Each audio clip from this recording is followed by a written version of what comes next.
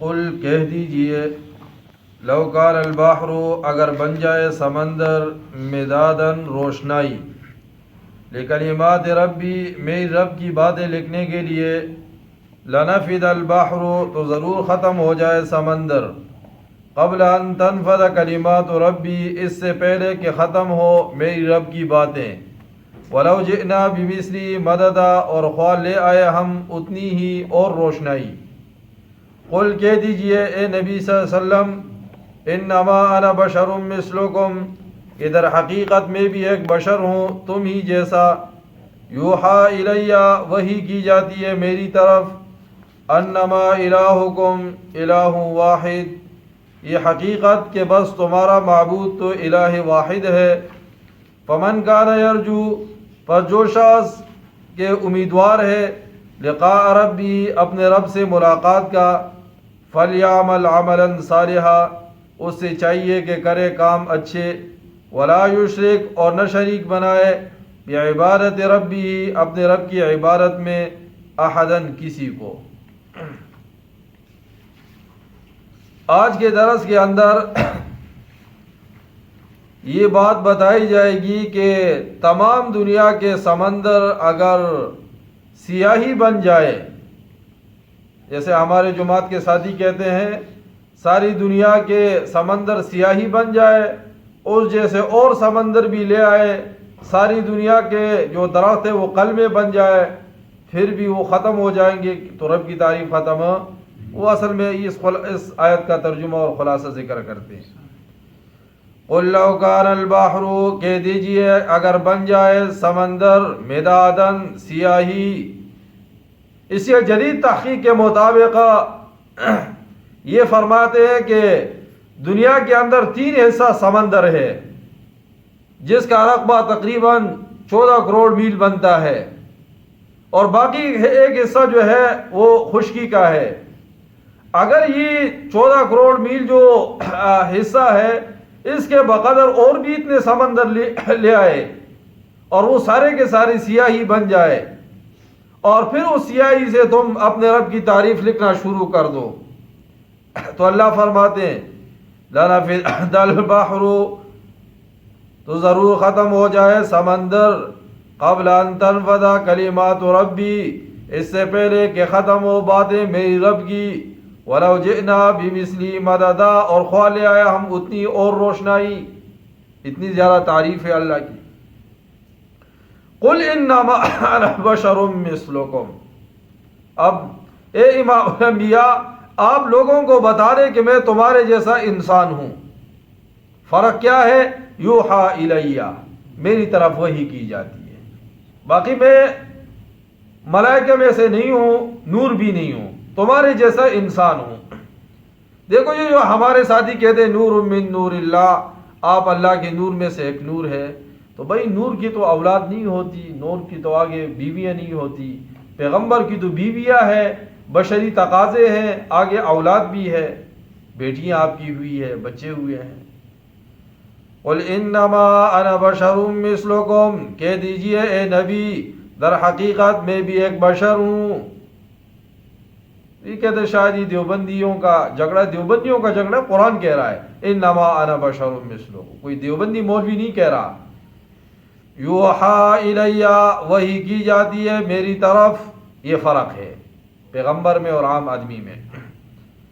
انما الہکم الہ واحد، وہی کیا ہے کہ بس تمہارا معبود تو الہ واحد ہے۔ پیغمبر کی بنیادی دعوت تو یہ ہے نا، یا قوم اعبدوا اللہ ما لکم من الہ غیرہ، اے میری قوم اللہ کی عبادت کرو، اس کے سوا کوئی الہ نہیں ہے۔ پیغمبر معروف بھی بتاتا ہے اور منکر سے رد بھی کرتا ہے، ایک اللہ کی عبادت کرو، اس کے سوا کوئی شریک نہیں ہے۔ ہمارے یہاں جو بھی وزیر آتا ہے وہ سب سے پہلے علی حجویری رحمہ اللہ کے قبر پر جا کر جو ہے نا چادر چڑھاتا ہے، وہ کہتا ہے میں نے کوئی بڑا کام کر لیا ہے، بڑا ثواب کا کام کر لیا۔ ہم کہتے ہیں علی حجویری رحمہ اللہ کا کام کرو۔ علی حجویری رحمہ اللہ یہ غزنی سے آیا ہے اور یہاں آ کر آباد ہوا، بڑے ہندوؤں کو مسلمان کیا۔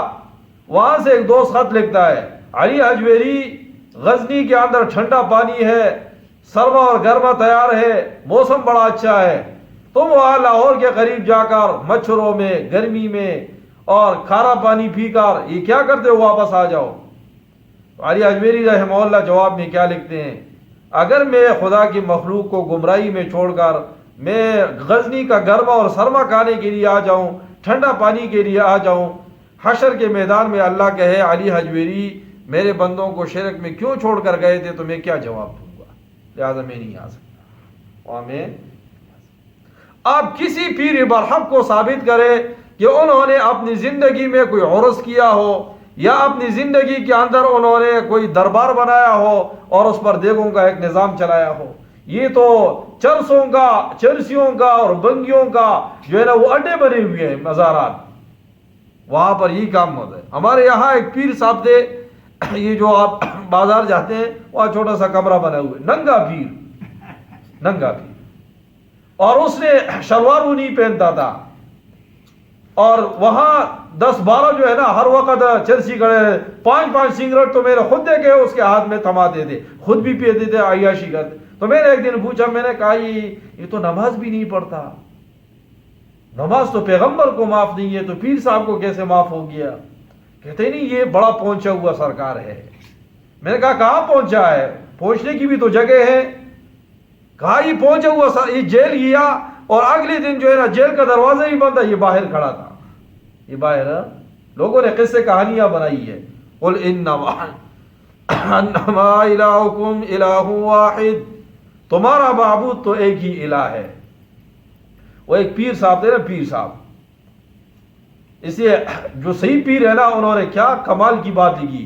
علی حجویری رحمہ اللہ اور جنید بغدادی اور شیخ عبد القادر جیلانی رحمہ، ان کی تعلیمات پڑھو۔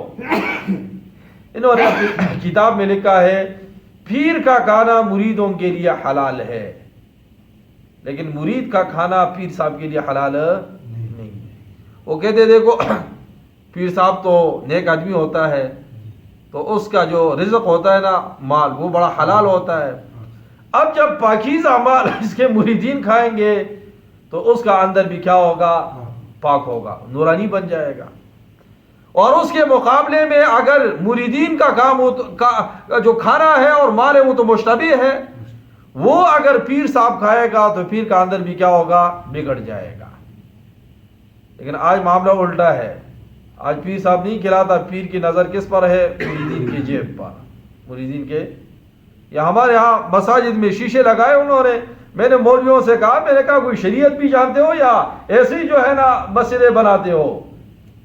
ہمارے نمازی کے آگے شیشہ لگاؤ جس میں تصویر نظر آ رہی ہو زیرو کی، نماز شرعاً جائز نہیں ہے۔ تم اپنے مقتدیوں کی جیبوں پر نظر رکھتے ہو کہ کون سا مقتدی جو ہے نا وہ تشریف لا رہا ہے، اور شیشے کے اندر وہ بات یہاں سے پھیل گئی۔ اللہ نے کیا، بلال مسجد والوں نے تو لکڑ لگا دی ہے، اور وہ دوسروں نے تو کچھ عرصے تک اخبار اوپر لگائے تھے، پتہ نہیں آج فاضل صاحب کو پتہ ہوگا، جدھر سے نظریں لگتی ہیں نا وہ شیشے وہاں پہ نہیں، وہ ہٹا دیے۔ مسجد میں ایسا کام نہیں کرنا چاہیے جو شرعاً ممنوع ہو۔ تو بات یہ انما الہکم الہ واحد، الہ تمہارا ایک ہے، عبادت کے اندر بھی شریک مت ٹھہراؤ، اور نظر و نیاز بھی غیر اللہ کے نام پر مت دو۔ یہ حضرت حسین کے نام پر میں نے دیگ بنایا ہے، یہ پیر صاحب کے نام پر دیگ بنایا ہے، یہ نہیں، یہ میرے خدا کے نام پر بنایا ہے۔ یا اللہ اس کا ثواب حضرت حسین کی روح کو پہنچا دو۔ یا اللہ یہ کھانا میں نے فلاں پیر صاحب کے ایصال ثواب کے لیے بنایا ہے اللہ کے نام پر، کہ غریب کھائیں گے، اس کا ثواب یا اللہ اس پیر صاحب کے قبر تک جو ہے نا وہ پہنچا دو، ان کے درجات بلند کرو۔ لوگ قرآن سے دور ہو گئے، اس لیے شرکیات میں کیا ہو گئے؟ مبتلا ہو گئے۔ وہ پیر صاحب بڑا کمزور ہوا تھا، مریدین نے ایک دن پوچھا کہ پیر صاحب آپ تو بڑے کمزور ہیں۔ کہا دیکھو میں صحیح رات سوچتا ہوں کہ تمہیں تو جنت میں بھی لے کے جانا ہے، اور مولیوں سے سنا ہے کہ وہاں راستے میں ایک پل صراط بھی آتی ہے، بال سے جو ہے نا زیادہ وہ باریک ہے، تلوار سے زیادہ تیز ہے، اور تو وہاں تو آپ لوگوں کو لے کے جانا ہے۔ اس سوچ میں پڑا ہوا ہوں، اس لیے کمزور ہوا ہوں۔ تو مرید صاحب نے کہا کہ یار تو بڑا ہمارا فکر کرتا ہے، چلو آؤ ہمارا وہ چاولوں کا ایک فصل ہے وہاں زمین ہے وہ آپ کے نام پر کر دیتا ہوں کہ آپ جب ہمارا اتنے خیر خواہ ہے وہ کرو ہم بھی ہمارا بھی حق بنتا ہے کچھ نہ کچھ کر کے دے آپ کو.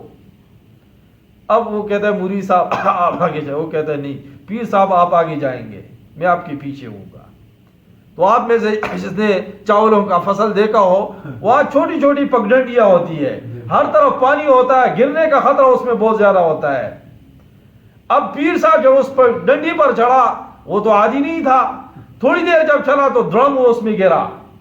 تو مرید نے دو چار اس کے کمر پر لگائی اور کہا خبیث کے بچے اس پگڈنڈی پر تو خود نہیں چل سکتا پل صراط پر ہمیں کیا لے کے جائے گا پل صراط پر ہمیں کیا لے کے جائے گا. انما الہ کیا ہی زبردست عقیدہ ہے تمہارا الہ ایک ہی ہے ہمیں اسی نے پیدا کیا ہے ہمیں روزی وہی دیتا ہے ہمیں مارتا بھی وہی ہے. پیر صاحب تو اپنی موت بھی نہیں بچا سکتا.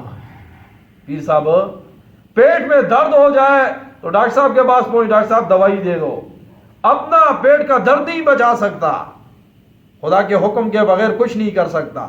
اپنا عقیدہ یہ بناؤ انما الہکم الہ واحد. اور روایت میں آتا ہے حشر کے میدان میں برات کا اعلان کریں گے تو میں کس نے کہا تھا کہ ہماری پوجا کرو.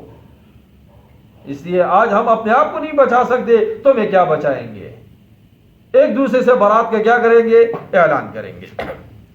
فمن کان یرجو لقاء ربی جو شخص کہ اس کو امید ہے اپنے رب سے ملاقات کرنے کا امیدوار ہے وہ کہ میں نے ایک دن ہم سب امیدوار ہیں نا کہ ہم نے اپنے رب سے ملنا ہے. اب اس کے لیے کام کیا کرنے ہیں فَلْيَعْمَلْ عَمَلًا صَالِحًا اس سے چاہیے کہ کرے کام اچھے کام کرے نا. نماز پڑھ یہ کہتے ہیں نماز کی کیا ضرورت ہے رب سے ملنا ہے تو اچھے کام کرو کسی کے ساتھ اچھائی سے پیش آؤ ہر انسان کو نفع پہنچاؤ اذیت کسی کو نہ دو. فَلْيَعْمَلْ عَمَلًا صَالِحًا اس سے چاہیے کہ کرے کام اچھے نماز پڑھے روزہ رکھے زکوٰۃ ادا کرے حج ادا کرے. وَلَا يُشْرِكْ اور نہ شریک بنائے بِعِبَادَتِ رَبِّهِ أَحَدًا اپنے رب کی عبادت میں کسی کو سیدھا خدا. اس سے حضور نے فرمایا مجھے شرک خفی کا بڑا ڈر ہے میرے امتی شرک خفی میں مبتلا ہوں گے. یا رسول اللہ شرک خفی کیا ہے آپ نے فرمایا ریاکاری.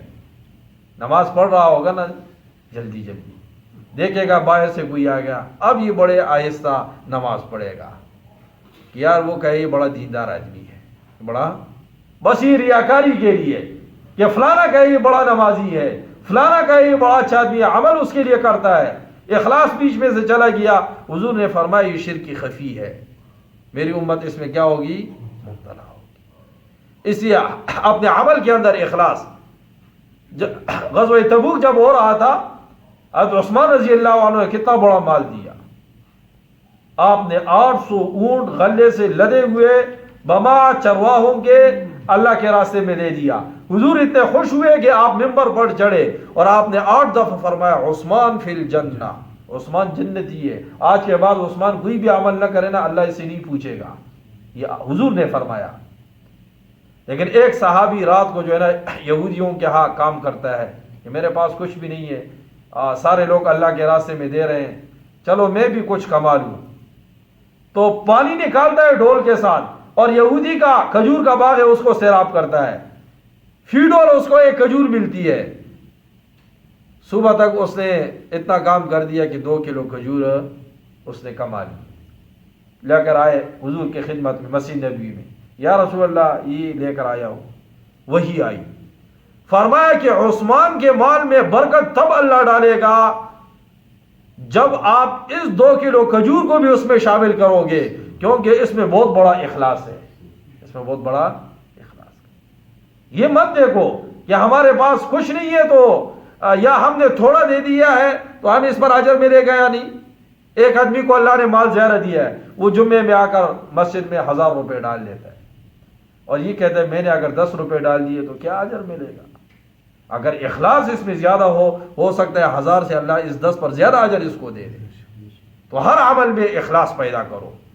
اس لیے آپ نے فرمایا اپنے عمل میں اخلاص پیدا کرو. عمل اگر تھوڑا بھی ہوا تو وہ آپ کے لیے کفایت کر جائے گا. حشر کے میدان میں کچھ لوگ آئیں گے احد پہاڑ جتنا عمل لے کر آئیں گے لیکن اخلاص نہیں ہوگا نا تو اور پہاڑ جتنے گناہوں کا بوجھ لے کر جہنم میں چلا جائے گا، اور جس میں اخلاص ہوگا تو معمولی عمل بھی نجات کا ذریعہ بنے۔ تو یہ سورہ کاف ختم ہوئی، اس کی بڑی فضیلت آئی ہے۔ آپ نے ایک روایت میں ارشاد فرمایا جو جمعے کے دن سورہ کاف پڑھتا ہے تو یہ بہت بڑے برکات اللہ اس کو عطا فرمائیں گے۔ پوری سورت نہیں پڑھ سکتے، اول اور آخر 10 آیتیں پڑھو، وہ نہیں پڑھ سکتے تو ابتدائی 10 آیت پڑھو، پھر بھی دجال کے فتنے سے اللہ تمہیں محفوظ فرما دیں گے۔ اور اس کی جو آخری آیات ہے اس کو اگر کوئی شخص پڑھے، رات کو نیت کرے کہ میں صبح 2 بجے اٹھوں گا، اور یہ آیات یہ آخری رکوع پڑھ کر سو جائے تو جو ٹائم ذہن میں رکھا ہے اسی ٹائم کے اوپر اللہ اس کو اٹھائیں گے۔ یہ بھی ہمارے اکابر کے جو ہے نا تجربات میں ہے۔